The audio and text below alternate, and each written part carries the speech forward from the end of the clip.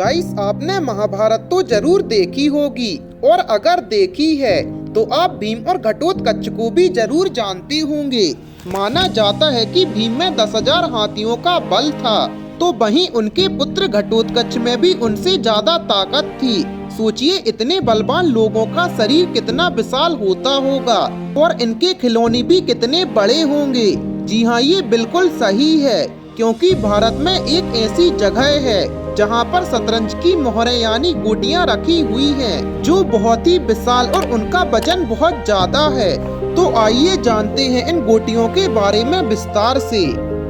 नमस्कार दोस्तों, आपका एक बार फिर से फैक्टी नॉलेज की वीडियोस पर स्वागत है।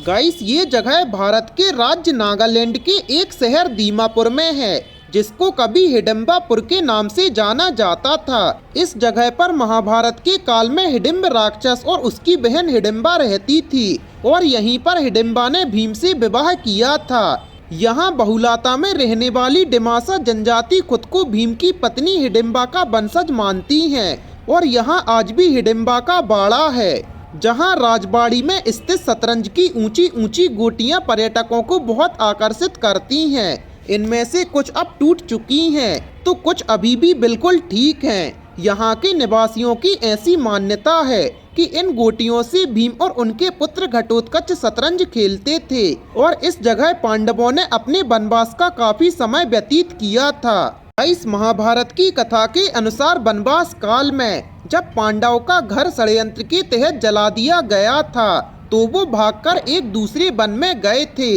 जहां हिडिंब राक्षस अपनी बहन हिडिंबा के साथ रहा करता था। एक दिन हिडिंब ने अपनी बहन हिडिंबा को वन में भोजन की तलाश करने के लिए भेजा था।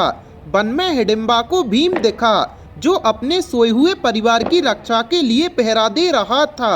राक्षसी हिडिंबा को भीम पसंद आ जाता है और वो उससे प्रेम करने लगती है।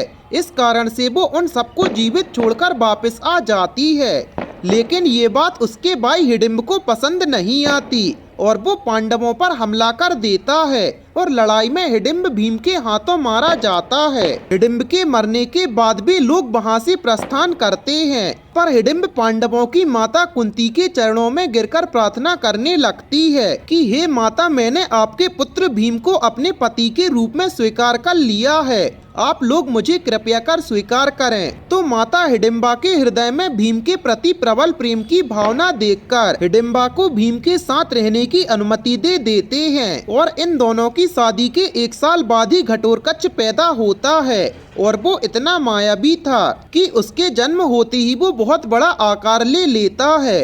गाइस, हिडिंब का शहर दीमापुर प्राकृतिक रूप से बहुत खूबसूरत होने के साथ साथ एक ऐतिहासिक शहर भी है।